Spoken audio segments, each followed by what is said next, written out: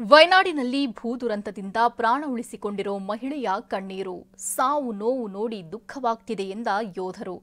ಎಲ್ಲ ಸುದ್ದಿಯನ್ನ ನೋಡೋಣ. ಕಣ್ಣೀರ ಕಥೆಗಳು ನ್ಯೂಸ್ ಟಾಪ್ 9ನಲ್ಲಿ. ವಯನಾಡಿನ ಭೂ ದುರಂತದಲ್ಲಿ ಕನ್ನಡಿಗರು ಪವಾಡ ಸದೃಶವಾಗಿ ಬದುಕುಳಿದಿದ್ದಾರೆ. ಚಾಮರಾಜನಗರ ಜಿಲ್ಲೆಯ ನಿವಾಸಿ ಆಗಿರೋ ಜಯಮ್ಮ ಕಳೆದ 35 ವರ್ಷಗಳ ಹಿಂದಷ್ಟೇ ಚೋರಲ್ಮಲ ಪ್ರದೇಶಕ್ಕೆ ಹೋಗಿದ್ರು. ಟೀ ಎಸ್ಟೇಟ್ನಲ್ಲಿ ಕೂಲಿ ಮಾಡೋದ್ರ ಜೊತೆಗೆ ಹೈನುಗಾರಿಕೆ ಮಾಡಿಕೊಂಡಿದ್ರು. ಗುಡ್ಡ ಕುಸಿದಿರೋದ್ರಿಂದಾಗಿ ಜಯಮ್ಮಾಳ ಬದುಕೆ ಸರ್ವನಾಶವಾಗಿದೆ. ಇನ್ನು ಏಕೆಯೇ ಸಾಕಿದ್ದ ಹಸುಗಳೇ ಜಯಮ್ಮಾಳ ಪ್ರಾಣ ಉಳಿಸಿವೆ.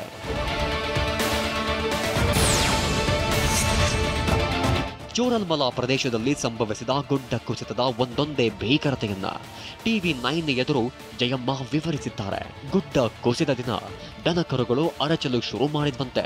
ಕೊಟ್ಟಿಗೆ ಬಳಿ ಹೋಗ್ತಿದ್ದಂತೆ ಜಯಮ್ಮ ದಿಗ್ಭ್ರಾಂತರಾಗಿ ಬಿಟ್ಟಿದ್ರು. ಸಮುದ್ರದ ಅಲೆ ಹರಿದು ಬಂದಂತೆ ನೀರು ರಭಸವಾಗಿ ಬರ್ತಿತ್ತು. ಗುಡ್ಡ ಕುಸಿಯೋದಕ್ಕೆ ಶುರು ಮಾಡಿತ್ತು. ಭಯದಲ್ಲೇ ಜಯಮ್ಮ ತನ್ನ ಪತಿ ಮತ್ತು ಮಗನನ್ನ ಕರೆದಿದ್ರು ಅಂದಿದ್ದಾರೆ. ನೀರು ತುಂಬಕತ್ಲೆ ನನ್ನ ಮಗ ಇಟ್ಕೊಂಡು ತಳ್ಳಿದ್ ನಾವು ಮೇಕತ್ತವ ಅಂತಂತಾನೆ ನನಗೆ ಆಗ್ತಿಲ್ಲ ತಕ. ಆಗ ನಾನು ಹಿಂಗೆ ನನ್ನ ಆದ್ನಿ ಮಗ ಮೇಲೆ ನಿಂತಿದ್ದ ಬೀನು. ಆಗ ಕೈ ಕೊಡ್ತೆ ಅಮ್ಮ ಮೇಲೆ ಕೆಳಕಂಡು ನಮ್ಮನ್ನ ತಿರ್ಗಾ ನನ್ನ ಮಗನು ತಿರ್ಗಾ ಕೊಟ್ಕೊಳಗೆ ಇದ್ನ. ಆಗ ಅವ ಸೀಟ್ ಹೊಡೆದಾಕ್ಬಿಟ್ಟು ಅಮ್ಮ ಮೇಲಿಂದ ಕೈ ಕೊಡ್ತೆ ಅವನು ಎಳ್ಕಂಡ. ಗುಡ್ಡ ಕುಸಿತ ಆಗ್ತಾ ಇದ್ದಂತೆ ಕೊಚ್ಚಿ ಹೋಗ್ತಿದ್ದ ಜಯಮ್ಮಾಳನ್ನ ಪಕ್ಕದ ಮನೆಯ ವಿನೋದಿ ಎಂಬಾತ ಕಾಪಾಡಿದ್ದಾನೆ. ಎತ್ತರದ ಪ್ರದೇಶಕ್ಕೆ ಹೋದ ಜಯಮ್ಮ ಜೀವ ಉಳಿಸಿಕೊಂಡಿದ್ರು. ಆದರೆ ತನ್ನ ಒಡತೆಯ ಜೀವ ಉಳಿಸಿದ ಹಸುಗಳು ಈಕೆಯ ಕಣ್ಣ ಮುಂದೆಯೇ ಕೊಚ್ಚಿ ಹೋಗಿವೆ. ಏನು ಮಾಡಲಾಗದ ಪರಿಸ್ಥಿತಿ ನೆನೆದು ಜಯಮ್ಮ TV9 ಕ್ಯಾಮರಾ ಮುಂದೆ ಕಣ್ಣೀರಿಟ್ರು. ಮುಳ್ಳು ಗಿಳ್ಳೆ ಎಲ್ಲ ತುಳ್ಕೊಂಡು ತಪ್ಪಿಸ್ಕೊ ಹೋಗಟ್ಟ ಹತ್ತಿಂದ ನೀರು ಹೊತ್ಕೊಬತ್ತಿತ್ತು. ಅಲ್ಲಿಂದ ನಮ್ಮ ಹೆಂಗೆ ಓಡಿದ್ರೆ ಹೋಟೆಲ್ ಬಂದು ನಿಂತ್ಕೊಂಡು ಮಲ್ಲೊಂದು ಆಸ್ಪತ್ರೆದಲ್ಲಿ. ಆಗ ಅಲ್ಲಿಂದ ನಾವು ಹೋಗಿ ನಿಂತ್ಕತ್ಲೆ. ಆಗ ನಮ್ಮ ಯಜಮಾನ್ರು ತರಕಿದೆ. ಆಗ ನಮ್ಮ ಯಜಮಾನ್ರು ಹಚ್ಚೋರಿಂದ ಬರ್ತಿದ್ರು. ಆಗ ಅವ್ರನ್ನೂ ಕಟ್ಕೊಂಡು ನಮ್ಮ ಮೇಲೆ ಒಂದು ಬಂಗಿ ಅದ ಅಲ್ಲಿಗೆ ಹೋಗಿ ನಿಂತ್ಕೊಂಡು. 35 ವರ್ಷಗಳಿಂದ ಟೀ ಎಸ್ಟೇಟ್ನಲ್ಲಿ ಕೆಲಸ ಮಾಡ್ತಾ ಜೀವನ ನಡೆಸ್ತಿದ್ದೀವಿ ಅಂತ ಭೂ ದುರಂತದಲ್ಲಿ ಬದುಕಿ ಬಂದ ಕನ್ನಡತಿ ಜಯಮ್ಮ ಹೇಳಿದ್ರು. ಇದರ ಮಧ್ಯೆ 12 ಹಸುಗಳನ್ನೇ ನಂಬಿ ಹೊಸ ಬದುಕು ಕಟ್ಟಿಕೊಂಡಿದ್ವಿ. ಆದ್ರೀಗ ಅವುಗಳು ಪ್ರವಾಹಕ್ಕೆ ಬಲಿಯಾಗಿವೆ.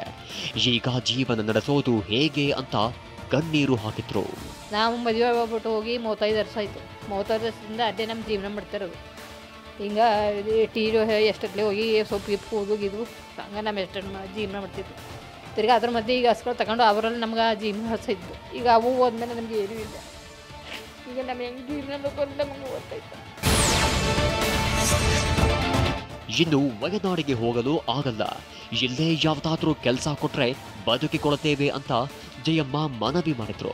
ಕೇರಳ ಭೂ ದುರಂತದಲ್ಲಿ ಬದುಕಿ ಬಂದ ಕನ್ನಡತಿ ಜಯಮ್ಮ TV9 ಮೂಲಕ ರಾಜ್ಯ ಸರ್ಕಾರಕ್ಕೆ ಮನವಿ ಮಾಡಿಕೊಂಡಿದ್ದಾರೆ.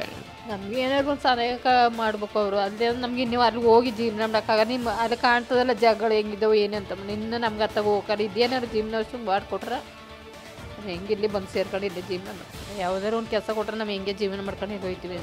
ಅಲ್ಲಿ ಇನ್ನೂ ತಿರಿಯೋಕ್ಕೆ ಹೋಗೋಕ್ಕಾಗಲ್ಲ. ಅಲ್ಲಿ ಅವಸ್ಥೆ ಹಂಗದ ನಮ್ಮ ನೋಡ್ಬಿಟ್ಟು ಬಂದಿದ್ದೇವೆ. ವಯನಾಡಿನ ಬಹುದುರಂತ ಕಾರ್ಯಾಚರಣೆಯಲ್ಲಿರೋ ಕನ್ನಡಿಗ ಯೋಧರು ಸಾವು ನೋಡಿ ದುಃಖವಾಗ್ತಿದೆ ಅಂತ ಅಲ್ಲಿನ ಕರಾಳತೆ ಹಂಚಿಕೊಂಡ್ರು. ಅಕ್ಕ, ತಂಗಿ, ತಾಯಿ, ಮಗ ಒಟ್ಟೊಟ್ಟಿಗೆ ಬಲಿಯಾಗಿದ್ದಾರೆ ಎಂದು ಬೇಸರ ವ್ಯಕ್ತಪಡಿಸಿದ್ರು. ತಂಗಿನ ಎತ್ಕೊಂಡು ಹೋಗೋದ್ರೆ ಒಳಗಡೆ ಅಕ್ಕ ಐತೆ, ಇಬ್ಬರು ಬಾಡಿ ಒಳಗಡೆ ಇದೆ. ಅಕ್ಕ ತಂಗಿ ಜೊತೆಗೆ ಹಿಡ್ಕೊಂಡು ತಪ್ಕೊಂಡು ಮಲ್ಕೋಗಿ ಸತ್ತೋಗಿದ್ದಾರೆ. ತಾಯಿ ಮಗಳು ಹಂಗೆ ಒಂದೇ ಜಾಗದಲ್ಲಿ ಹಂಗೆ ಕುರ್ಚಿಯಲ್ಲಿ ಚೈರಲ್ಲಿ ಕೂತ್ಕೊಂಡು ಹಂಗೆ ಸತ್ತೋಗಿರೋರು ಇದ್ದಾರೆ. ಬೇರೆ ಕಡೆ ರಕ್ಷಣೆ ಪಡೆಯಲು ಹೋದ 20 ಮಂದಿ ಒಟ್ಟಿಗೆ ಬಲಿಯಾಗಿದ್ದಾರೆ ಎಂದು ಭಾರತೀಯ ಯೋಧ ಹೇಳಿದ್ರು. ಅವರೆಲ್ಲರ ಮೃತದೇಹಗಳನ್ನ ಒಟ್ಟಿಗೆ ನೋಡಿ ತುಂಬಾನೇ ನೋವಾಯಿತು. ಆ ದೃಶ್ಯವನ್ನ ಮತ್ತೆ ನೆನಪಿಸಿಕೊಳ್ಳಲು ಆಗಲ್ಲ ಅಂತಂದ್ರು. ಇಲ್ಲಿದ್ರೆ ಸೇಫ್ ಇರಲ್ಲ, ಸ್ವಲ್ಪ ಮೇಲೆ ಹೋಗೋಣ ಅಂತ ಒಂದು 15 ಜನ 20 ಜನ ಸೇಫಲ್ಲ ಒಂದು ಮನೆಗೆ ಹೋಗಿದ್ದಾರೆ. ಅಲ್ಲಿ ಇದಾಗಿದೆ. ಅಲ್ಲಿ ಟೋಟಲ್ ಒಂದು 20 ಬಾಡಿ ಒಂದೇ ಜಾಗ ಸಿಕ್ಕಿದೆ. ಭಾಳ ಕಷ್ಟ ಅಂದರೆ ಇದೆ, ನಮಗೆ ನೋಡೋಕ್ಕಾಗಲಿಲ್ಲ.